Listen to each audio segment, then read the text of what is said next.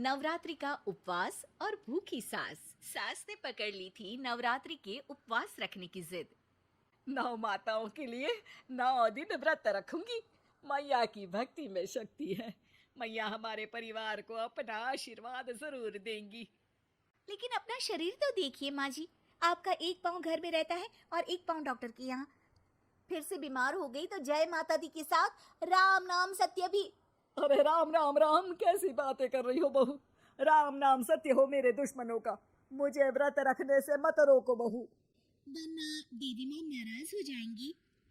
नहीं, तुम्हारी सासू माँ नाराज हो जाएंगी। अरे पर माँ, भूखे क्यों रहना है? देवी माँ थोड़ी ना चाहती होंगी कि उनके भक्त भूखे रहें। और आपकी तो सारी मनोकामना पूरी हो चुकी है ना माँ। लालच है बेटा, लालच बुढ़ापे में भी खत्म नहीं होती। अरे तुम चुप करो जी। तुम्हारी भी उम्र है भक्ति भाव करने की। ज्यादा बड़बड़ की ना तो तुमसे भी उपवास रखवा लूंगी। हाँ। अरे रौद्र रूप की उदाहरण कर रही हो मेरी माँ। रख लो व्रत। ठीक है माँ, बस अपनी हेल्थ का ध्यान रखना। अरे उसकी चिंता तुम मत करो बेटा। मैंने टीवी पे देख लिया है कि व्रत में क्या क्या खाने से शरीर में कमजोरी नहीं होती। अच्छा ही है, वरना ऐसा ना हो कि 9 दिन के बाद तुम मैया के द्वार की जगह सीधा हरिद्वार। अरे तुम मुझे हरिद्वार क्यों भेजना चाहते हो? क्योंकि अब तुम्हें मायके तो भेजने से रहा। बाबूजी, क्यों माँ को परेशान करते रहते हो? अच्छा माँ, ये बता दो कि आपको व्रत में खाने के लिए क्या क्या चाहिए होगा। सास के सामने सब हार जाते हैं। माँ के कहे सामान को बेटा लेकर आता है। नवरात्रि का पहला दिन है। नाश्ता कर लो, स्वस्थ रहो, मस्त रहो। मेरा व्रत से ध्यान भंग मत करो। अच्छा ठीक है ठीक है। भूख लगेगी तो मेरी तरफ मत देखना। आई बड़ी। तुम कोई खाना हो जो तुमको देखूंगी। आए बड़े। माँ जी, ये लीजिए आपका फरियाली मिक्सचर। इससे व्रत नहीं टूटेगा। अरे इतना सा? दिन भर भूखी रहने वाली हूँ, थोड़ा तो और ला दे। पर ये सब तो सपोर्ट के लिए होता है ना माँ जी, पेट भर के थोड़ी ना खाना होता है। करवा चौथ का व्रत नहीं रख रही हूँ जो कुछ ना खाऊं पीऊं। हाँ यार, ये तो मैंने सोचा ही नहीं। तुम इतने सारे व्रत रखती हो तो मेरे लिए करवा चौथ का व्रत क्यों नहीं रखती? अरे जुबान पे तुम्हारा नाम न रखूं, व्रत क्या खाक रखूंगी तुम्हारे लिए। माँ के कहने पर बहू और भी फरियाली ले आती है, जिसे खाकर माँ डकार मारती है। इतनी जोर से डकारोगी तो दुर्गा मैया भी डर जाएंगी।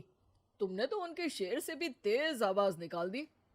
अरे शेर के जैसा पंजाबी मारती हूं मैं, देखना चाहोगे?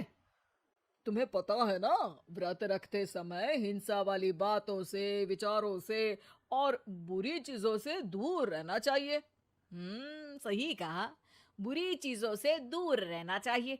इसीलिए तो तुमसे दूर जा रही हूँ, दूसरे कमरे में। सास ने कई सारी ऐसी चीजें खाई जिनसे व्रत ना टूटे। बहू, सब्र का फल मीठा होता है। इसका मतलब ये थोड़ी है कि तू मुझे शाम तक फल नहीं खाने देगी। माँ जी, 1 घंटे पहले ही तो आपने इतना सारा। अरे एक खाता ही बना ले, उसमें लिखा करे कि मैंने कितना खाया, कितना पानी पिया। अरे नहीं नहीं माँ जी, मैं अभी फल लेकर आती हूँ। जोर से बोलो। नहीं माँ जी, मैं फल लेकर आती हूँ। अरे ये नहीं, जोर से बोलो, जय माता दी। सासू माँ एक साथ बहुत सारे फल खा लेती है। माँ जी, इतनी जोर से मैं डर गई। अरे भक्ति की शक्ति की पुकार है। पुकार नहीं, डकार है। हाँ हाँ ठीक है ठीक है। चिप्स और लेकर आना जरा, उससे भी व्रत नहीं टूटता। माँ जी, आज ही सब खत्म हो जाएगा, नाश्ते का ही टाइम है। अरे ठीक है ना बेटा, मैं अब कुछ खाऊंगी ही नहीं, तुझे इतनी तकलीफ है तो। नहीं नहीं माँ जी, मेरा मतलब था कि उपवास में सिर्फ इतना खाना चाहिए जितना शरीर के लिए सही रहे। स्वाद के लिए खाने से तो अच्छा है कि उपवास ही मत रखो। माता जी की कृपा तो वैसे भी बनी ही रहती है। अरे वाह बहू वाह, एक ढोलक और हारमोनियम भी लेकर आना और प्रवचन करने लग जा। श्री श्री 108 बहु ईश्वरी माता। माँ जी, मैं आपके लिए चिप्स लेकर आती हूँ। बहू की सही सलाह को भी सास नजरअंदाज कर देती है। थोड़ी देर में बहू सास को चिप्स ला कर दे देती है। आलू की चिप्स, आहा मजा आ गया। आलू किसी भी सब्जी में चला जाता है। आलू पनीर, आलू पालक, आलू टमाटर, आलू भिंडी और तो और पराठे में भी चला जाता है। वैसे ही इंसान को भी हर स्थिति में आलू जैसा होना चाहिए। थोड़ी देर में वहां ससुर जी आते हैं। क्या चिप्स खा रही हो? अरे नहीं जी, दिख तो चिप्स ही रही है। अरे तो पूछ क्यों रहे हो? अरे गुस्सा क्यों हो रही हो? उपवास में गुस्सा नहीं करना चाहिए। और ऐसा तो है नहीं कि सिर्फ तुम उपवास करती हो, हमने भी तो किया होगा कभी। नहीं जी नहीं, तुम तो कर ही नहीं सकते। तुम उपवास में भी भेजा खाओगे और भेजा खाने से उपवास टूट जाता है। अच्छा थोड़ी सी चिप्स मुझे दे दो, मन ललचा रहा है। नहीं, उपवास के लिए है। तुम अपना खाना खा लेना जो भी बने। पूरा दिन सास कुछ ना कुछ खाती रहती है। जैसे ही रात होती है, बस उपवास हो गया, अब मैं खाना खाऊंगी। जो दिन भर से खा रही थी उसको क्या बोलते हैं? बाबूजी क्यों माँ को परेशान करते रहते हो? अरे लड़के, तेरी माँ दिन भर से इतना खा चुकी है कि देश में भूखमरी की समस्या इसी की वजह से बढ़ रही है। और खाने की दिक्कत नहीं है, कितना भी खाए, लेकिन सेहत इधर उधर होती रहती है।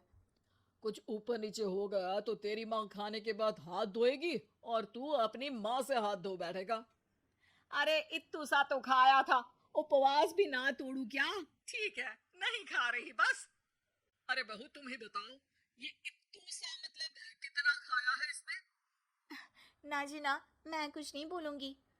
खाना दे रहे हो या नहीं, या 9 दिन बिना जल के उपवास रख लूं? देने के लिए धमकी अच्छी है, सुनने में भी डरावनी लग रही है। पर जैसे तुम्हारी जुबान में स्वाद का खून लगा है ना, तुम भूखी नहीं रह पाओगी। मैं कसम खाती हूँ जी। अरे देखो, कसम भी खाओगी तुम। अरे कुछ और दे दो इसको खाने को। ये ले, दाल चावल खा ले बस। डॉक्टर भी कहते थे कि माँ को आए दिन पेट से जुड़ी समस्या रहती है। बस इसी के लिए घर वाले पहले उन्हें उपवास नहीं करने दे रहे थे, लेकिन जब उपवास करने दिया तो माँ ने इतना फरियाली खाया कि घर वालों की चिंता बढ़ा दी। और जैसा कि घर वालों को डर था, अगले दिन उनकी तबीयत खराब भी हो गई। डॉक्टर को बुलाना पड़ा। अरे जितनी बार आप बीमार होते हो उस हिसाब से तो मुझे एक क्लिनिक आपके घर में ही खोल लेना चाहिए। या फिर क्लिनिक में ही इनका एक अलग कमरा बनवा देते हैं डॉक्टर साहब।